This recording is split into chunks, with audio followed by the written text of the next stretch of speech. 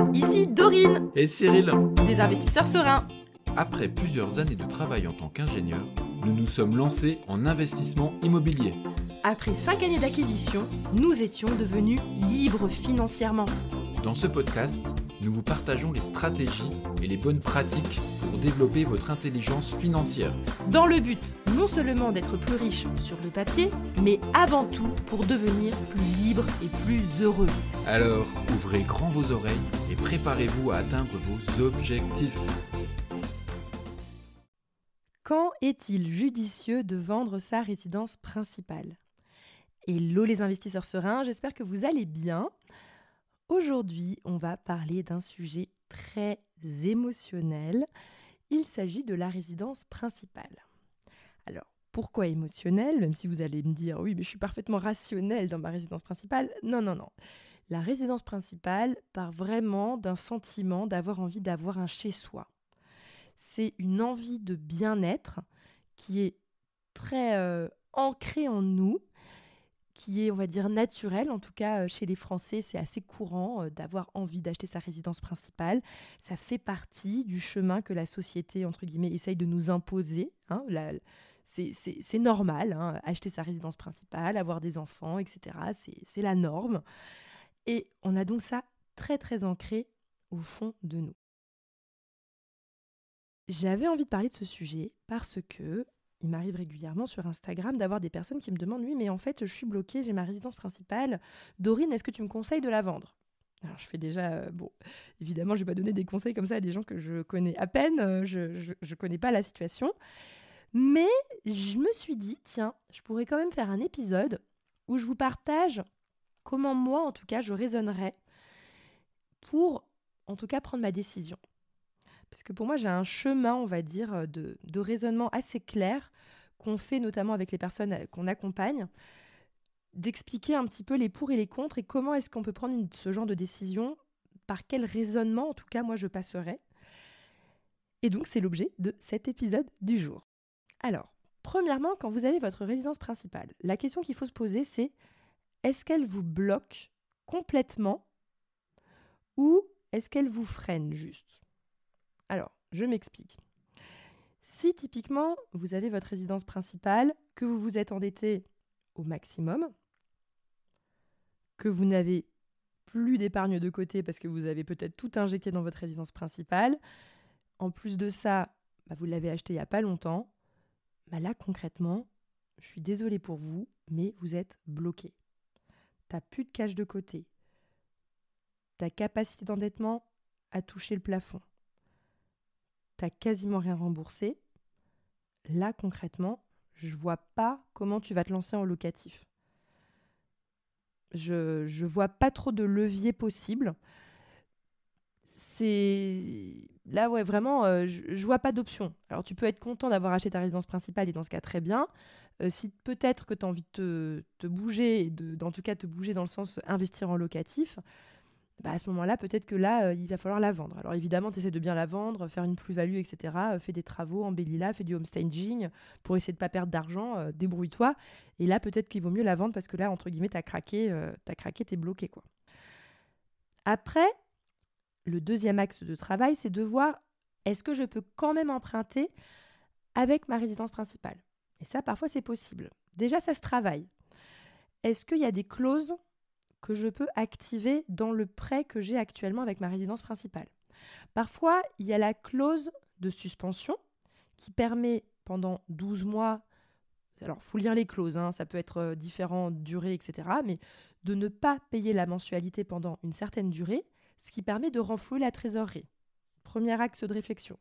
Deuxième axe de réflexion, c'est est-ce qu'il y a peut-être une clause de modularité où je peux rallonger encore la durée de mon crédit, parce que peut-être que j'ai fait la bêtise, entre guillemets, de faire un crédit sur 15 ans sur ma RP. Du coup, mes mensualités, elles sont au max. Je suis ultra endettée, c'est la cata. Peut-être qu'il y a une clause de modularité qui va vous permettre d'allonger le crédit et donc de baisser vos mensualités et donc de retrouver un petit peu d'air au niveau de votre capacité d'endettement.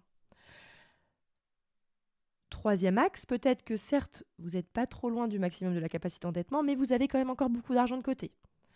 Donc, grâce à ça, vous allez peut-être compenser en mettant un peu plus d'apport dans votre investissement locatif tout en gardant votre résidence principale. Donc en fait, c'est ça la question qu'il faut se poser, c'est de se dire, est-ce qu'en gardant ma résidence principale, j'ai quand même des solutions pour réussir à emprunter et faire un investissement locatif? Dans ce cas, moi j'ai envie de dire, autant la garder et vous lancer en investissement locatif. Comme ça, vous vous faites la main, vous vous formez, vous apprenez l'investissement locatif. Et une fois que vous avez fait un bel investissement locatif rentable à côté de votre résidence principale, qui tourne et que vous trouvez un nouveau bien super intéressant, parce que voilà, vous avez pris de l'expérience, vous retrouvez des biens rentables, vous allez voir la banque et elle vous dit non, là vous êtes déjà trop endetté, peut-être que là vous vous direz ok, j'ai tellement envie de liberté financière et j'ai envie d'aller à fond, peut-être que je vais arbitrer, vendre ma résidence principale pour acheter soit quelque chose de beaucoup plus petit ou repasser en location pour avoir un faible loyer et repartir sur un investissement locatif. Ça peut être la solution. Mais il y a aussi un autre cas de figure qui est la personne qui est vraiment ambitieuse, qui a envie d'acheter gros, tout de suite. Et entre guillemets, ça vous saoule d'acheter un tout petit appart juste parce que vous avez acheté une belle grosse résidence principale, que oui, vous avez encore un petit peu de capacité d'endettement, mais pour un petit appart à 50 000 ou 100 000, peut-être que ça ne vous convient pas, vous n'avez pas envie d'investir dans quelque chose d'aussi petit, vous avez envie de partir sur un immeuble de rapport. Alors, il y a des immeubles de rapport pas chers, donc enlevez-vous ces barrières, mais peut-être que vous avez envie de partir sur un investissement locatif plus important, et donc votre résidence principale, elle vous freine là-dessus. C'est aussi tout à fait possible de vous dire, écoute, moi je me débarrasse de ma résidence principale et je me lance à fond dans l'investissement locatif maintenant parce que j'ai une belle capacité d'endettement, parce que j'ai un CDI, en tout cas, ou sinon je suis entrepreneur depuis 3 années avec des beaux bilans, c'est le moment de me lancer. Donc je vends ma résidence principale, je récupère le cash et là maintenant je pars sur du gros, sur du lourd, sur de l'immeuble de rapport ultra rentable parce que c'est ça que j'ai envie, quoi. Voilà un peu mon raisonnement. C'était une façon très rationnelle de vous expliquer les différentes cas de figure. Alors, pour résumer, je regarde si je suis complètement bloquée. Bon, si je suis complètement bloquée, c'est mort, je suis obligée de la vendre. Si je ne suis pas totalement bloquée, pourquoi pas faire un petit investissement locatif. Et peut-être que j'ai envie d'attaquer sur du lourd, sur du gros investissement et que faire un petit investissement, entre guillemets, parce que j'ai déjà trop de capacité d'endettement qui est prise par ma résidence principale, ça m'embête, et à ce moment-là, je préfère vendre et racheter. Alors, concrètement, ce qui est assez embêtant, c'est que les taux qui étaient là il y a 2-3 ans, si jamais vous avez acheté votre résidence principale, c'était des taux super bas. Donc, ça fait mal de liquider un prêt avec des conditions qui étaient aussi intéressantes il y a quelques années. Donc, j'essayerai quand même, par tous les moyens, d'investir tout en gardant ma résidence principale. Mais si ça vous bloque trop par rapport à vos ambitions, pourquoi pas envisager de la vendre. Surtout, si jamais actuellement, par exemple, vous n'avez pas d'argent de côté et que le fait de la vendre, ça vous permettrait de dégager un bel apport. Alors, pas forcément injecté dans le projet, mais en tout cas, de belles économies de côté, ça vous renfloue la trésorerie. Ça peut être super intéressant si jamais vous tapez sur un immeuble de rapport derrière. Voilà pour ma réflexion. Je sais, et je vous le dis clairement, il y a une part complètement émotionnelle dans la résidence principale. Peut-être que vous y êtes trop attaché et c'est juste pas possible pour vous.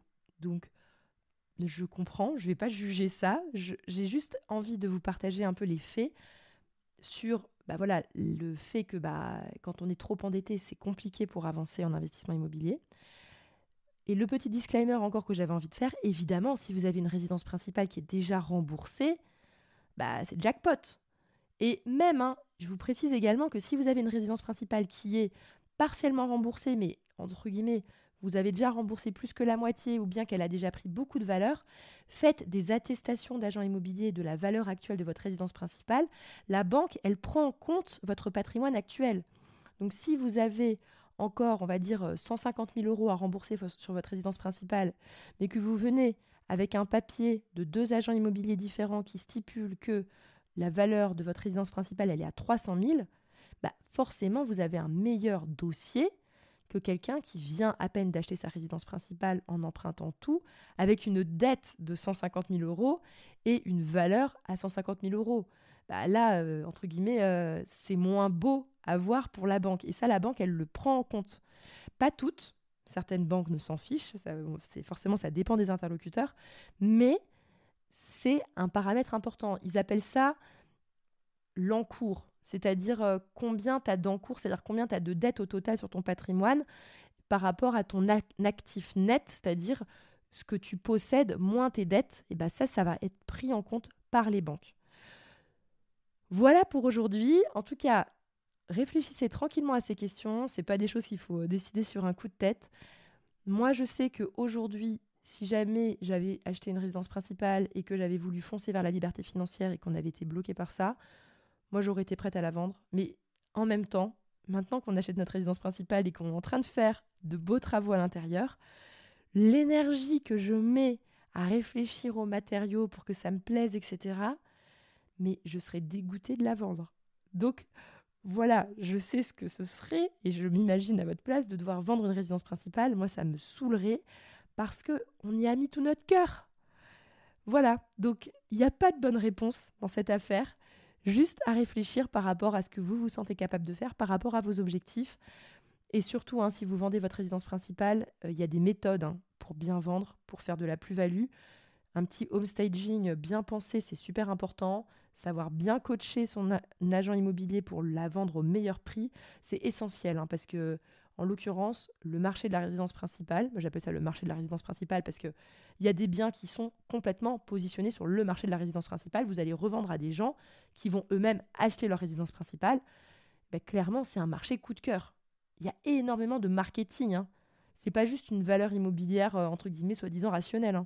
Le coup de cœur, c'est super important. Donc, il va falloir que vous génériez un coup de cœur aux personnes à qui vous vendez. Bref, ça, c'est un autre sujet. Je le garde peut-être un jour pour un autre épisode.